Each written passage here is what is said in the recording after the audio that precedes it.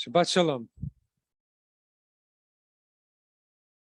Last month, I was in Washington, D.C. for a family reunion.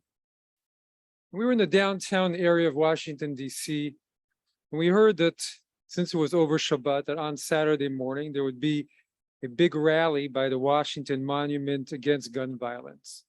So we decided to walk over to it. Right after the Buffalo and Uvalde shootings. And it was very powerful. At first, there were just a few people, but more and more people streamed into the rally, and there were speeches by victims of gun violence, by politicians, and so on. And the more it filled up, the more I noticed, as I saw all of the signs that people bring to such rallies, that perhaps more than half of them were all a variant of the same message. We do not want your thoughts and prayers, or thoughts and prayers lead to nothing. We want action and not thoughts and prayers. Keep your thoughts and prayers. Thoughts and prayers kill. Sign after sign. And I remember thinking I understood where they were coming from, but too often those words are words of there to mask a true desire to take action, especially when it's coming from people in power. Enough with thoughts and prayers, let's do something.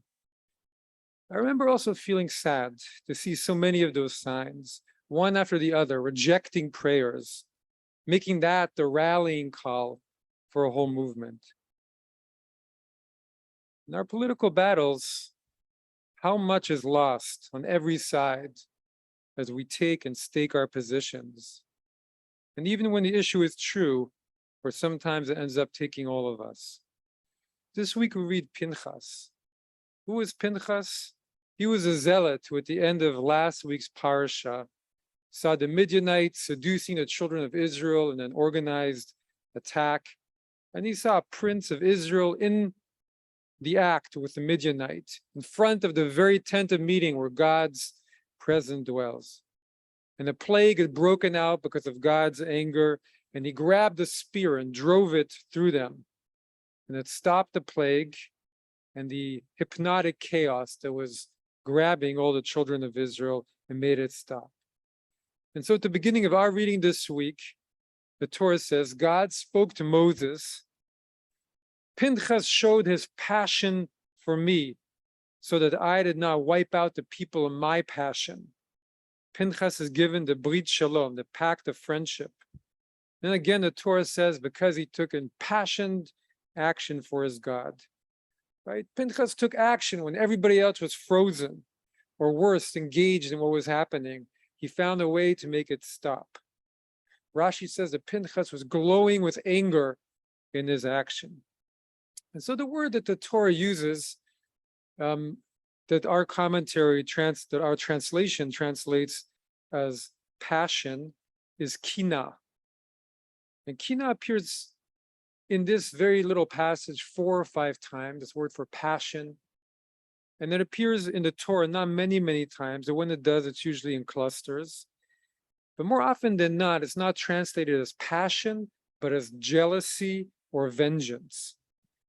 And so when Isaac goes down to Egypt and the locals see him increase in his wealth and abundance, they become jealous of him.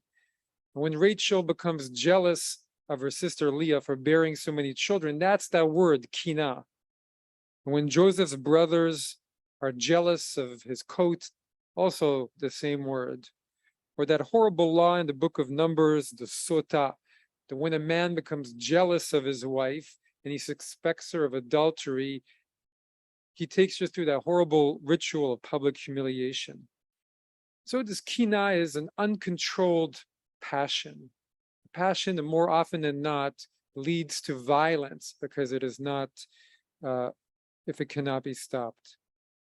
Right? Joseph's brothers attack him and sell him out of their kina. And Isaac has to move away from Egypt because the locals have too much kina against him. And it's a passion that is so strong that it has to be forcibly met and expiated or dampened, or something has to be taken action. The jealous husband who cannot stop himself from forcing this ritual to stop the jealousy he's experiencing. So his passion and jealousy are met, but his wife is humiliated. Or Pinchas grabbing his spear in his passion. But then it doesn't end there. Kina perhaps is most, kina, passion, jealousy, is perhaps most often found in the Torah in connection with God's very passion. And the Torah describes God as El Kana, as the God is a jealous God, an impassioned God. He does not bear infringements. He does not bear lack of faith. And that's especially in the context of idolatry, of turning to other gods. The God is moved to action with this powerful kina. And maybe we can understand that passion of God's, that powerful passion, even jealousy, is a counter to those worst instincts of human beings that lead them from where we should be, remind us that we need to be on the straight and narrow. And there is some level where the Torah sees kina as important, and the human beings can even wield and channel that righteous passion, that jealousy of God's, to bring justice when there is extreme deviation and danger. And the commentary Ibn Ezra says, Pinchas was jealous when he saw people in the way they were acting, performing idolatry, just as the Creator himself, herself, was jealous. And so Pinchas wielded it. And yet there is a price for wielding such zealotry, such righteous anger, the glowing anger, as Rashi says. And many times when the word kina is translated not as passion, even in this context, but as vengeance. Pinchas avenged God, took vengeance for God. In our day, we do not understand vengeance as a very positive emotion or action. And the rabbis also struggled. And they said, Pinchas, he's in the same mold as the prophet Elijah. Elijah was the one who battled 450 prophets of Baal and Asherah, and at the end of it, killed them all. And then he fled from the queen Jezebel and was pursued by her, and no one came to stop him, not the people he had just shown his triumph to, and he was all alone. And he had been so full of passion, he tells God, I was full of passion for you. Kano kaniti. But where did it lead him? It led him back to the mountain where he learned a new lesson. God was not in the earthquake. God was not in the fire. God was not in the wind. God was in the still small voice. Or as it says on our very building, not by my might, nor by my power, but by my spirit. And as is noted often when God gives Pinchas the brit shalom, the covenant of peace, the word in shalom, the vav, the letter vav, is always broken in every Torah to show us this is not a perfect peace. So what is the best way to express our passion in this world? How do we bring peace? This is part of the line of thinking that we're brought to contemplate in these 3 weeks before Tisha B'Av, as we think about the destruction of the temples, the loss of sovereignty, and really the suffering of the Jewish people through so many thousands of years. When we read the prophets, we see that part of what happened is that there was actually a lack of passion among the people because they had a lack of faith and they were unfaithful to other gods and concerns, or they had a lack of passion in their sacrifices in their hearts. They brought offerings but had no heart when they were doing so. They forgot the orphan, the widow, the stranger. And God is no longer was going to protect them because they lost their passion. But on the other hand, it's also a time when we remember how our people's passion led to disaster during the Second Temple times. And all the zealots, they burned down all the food that was stored in Jerusalem because they were so zealous about it. And they were so zealous that led the Romans even further to destroy and to more and more loss for the Jewish people. And that led the rabbis to reject zealotry in the name of the survival of the Jewish people. It's a very fine balance and a very difficult contrast. Passion, or when does it turn into jealousy? Anger, when does it become rage?